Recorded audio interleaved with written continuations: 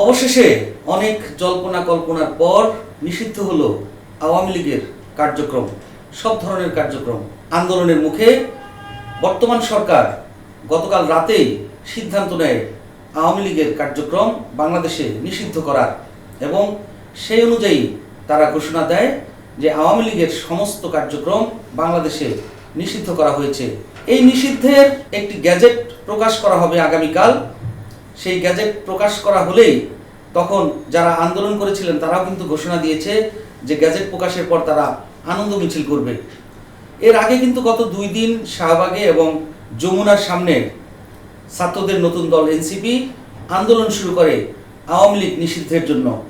বিশেষ করে এনসিপি যখন গঠিত হয় এবং 5 আগস্টের পর থেকে বর্তমান অন্তর্বর্তী সরকার গঠনের পরেও কিন্তু তারা বলে আসছিল যে বাংলাদেশে আওয়ামী লীগ নিষিদ্ধ করতে হবে। এর আগে ছাত্রলীগকে নিষিদ্ধ করা হয়েছে।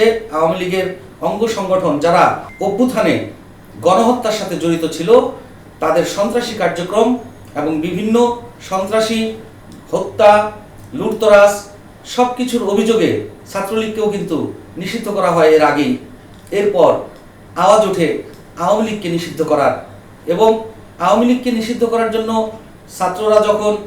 ছাত্রদের নতুন দল যখন আন্দোলন শুরু করে যমুনার সামনে, সেই আন্দোলনে কিন্তু অন্যান্য রাজনৈতিক দলগুলো একাত্ম ঘোষণা করে, কিন্তু বিএনপি এ বিষয়ে তারা কোনো মতামত দেয়নি বা তাদের সেই আন্দোলনে যায়নি। যদিও গতকাল আন্দোলনে যে তারা শাহবাগ ব্লকেট করে, সেখানে ঢাকা বিশ্ববিদ্যালয়ের ছাত্রছাত্রীরা আসে, সেখানে হেফাজত, জামায়াত, ছাত্র শিবির এবং অন্যান্য কিছু দল তারাও কিন্তু তাদের সাথে একাত্ম ঘোষণা করে এবং তীব্র আন্দোলন গড়ে তোলে আওয়ামী লীগ নিষিদ্ধের ব্যাপারে। এবং শেষ পর্যন্ত রাতে সরকারের পক্ষ থেকে জানানো হয় যে উপদেষ্টা পরিষদের বৈঠক বসবে, এবং সেই বৈঠকে রাতেই সিদ্ধান্ত হয় আওয়ামী লীগকে নিষিদ্ধ করার, তাদের কার্যক্রম নিষিদ্ধ করার। এবং এই জন্য আন্তর্জাতিক অপরাধ ট্রাইব্যুনালের যে আইন রয়েছে সেই আইনও কিন্তু সংশোধন করা হয়েছে। আওয়ামী লীগ নিষিদ্ধের যে প্রজ্ঞাপন সেটি আগামীকাল প্রকাশ হবে। এদিকে প্রধান নির্বাচন কমিশনার জানিয়েছেন প্রজ্ঞাপন জারির পর আওয়ামী লীগের নিবন্ধন বাতিল করার বিষয়ে তারা চিন্তা ভাবনা করবে। সেটিও একটি বড় কার্যক্রম। যেহেতু আওয়ামী লীগ নিবন্ধিত একটি দল, সেহেতু আওয়ামী লীগকে নিবন্ধন থেকে বাতিল করতে হলে নির্বাচন কমিশনকেই করতে হবে।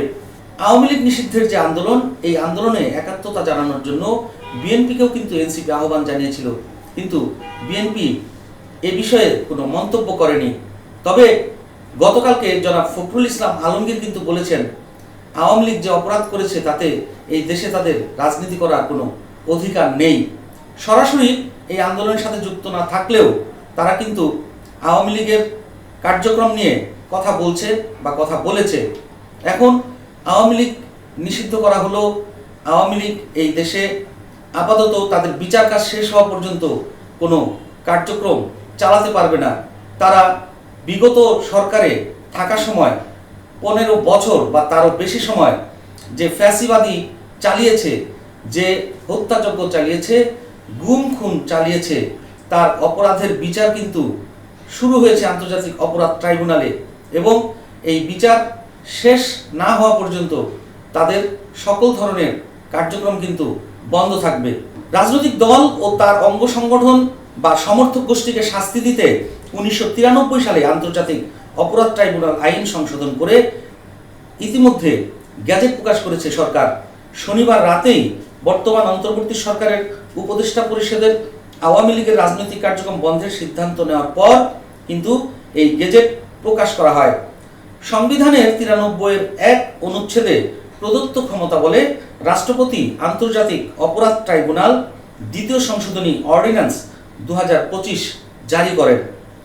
সংশোধিত গ্যাজেটে বলা হয়েছে কোনো সংগঠন অর্থাৎ কোনো রাজনৈতিক দল অথবা সেই দলের অধীনস্থ সংশ্লিষ্ট বা সহযোগী কোনো সত্তা অথবা এমন কোনো ব্যক্তি গোষ্ঠীকে বোঝায় যা ট্রাইব্যুনালের অভিমত অনুযায়ী ওই দল বা সত্তার কার্যকলাপ প্রচার, সমর্থন, অনুমোদন, সহায়তা বা সম্পৃক্ততার মাধ্যমে জড়িত থাকে।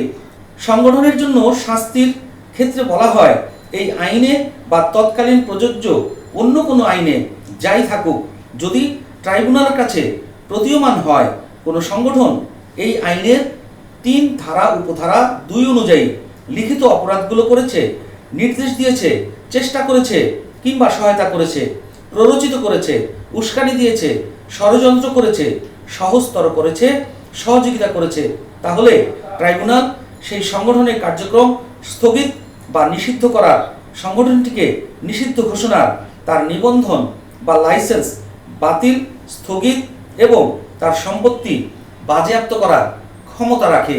আন্তর্জাতিক অপরাধ ট্রাইব্যুনালের এই সংশোধনীর মাধ্যমেই আওয়ামী লীগের সমস্ত কার্যক্রম নিষিদ্ধ করা হয়েছে। আর এই নিষিদ্ধের দাবি কিন্তু বেশ কিছুদিন ধরেই চলে আসছিল। বিশেষ করে আওয়ামী সরকারের সাবেক রাষ্ট্রপতি আব্দুল হামিদ দেশ ত্যাগের পর এটি আরও জোরালোভাবে আলোচনায় আসে এবং আওয়ামী ফ্যাসিস্ট যারা বিগত সরকারের সময়ে গুম, খুন এবং হত্যাযজ্ঞের সাথে জড়িত ছিল, যারা এই গণ অভ্যুত্থানে গণহত্যার সাথে জড়িত ছিল, তাদের বিচারের যে প্রক্রিয়া চলছে সেই প্রক্রিয়ার পাশাপাশি তাদের এই রাজনৈতিক সংগঠন আওয়ামী লীগকেও কিন্তু নিষিদ্ধের দাবি ওঠে এবং সেই দাবি নিয়ে নতুন যে রাজনৈতিক দল শিক্ষার্থীদের এনসিপি, তারা কিন্তু যমুনার সামনে আন্দোলন শুরু করে এবং সেই আন্দোলনে আস্তে আস্তে অন্যান্য রাজনৈতিক দলরাও এসে জড়ো হয় এবং শেষ পর্যন্ত গতকাল শনিবার তারা এই আন্দোলনকে আরও কঠোর পর্যায়ে নিয়ে যায় এবং তারা শাহবাগ ব্লকেট করে এবং তারপরই সরকার সিদ্ধান্ত নেয় আওয়ামী লীগকে নিষিদ্ধ করা। আগামীকাল আওয়ামী লীগ নিষিদ্ধের প্রজ্ঞাপন জারির পর নির্বাচন কমিশন সিদ্ধান্ত নেবে তাদের নিবন্ধন বাতিলের।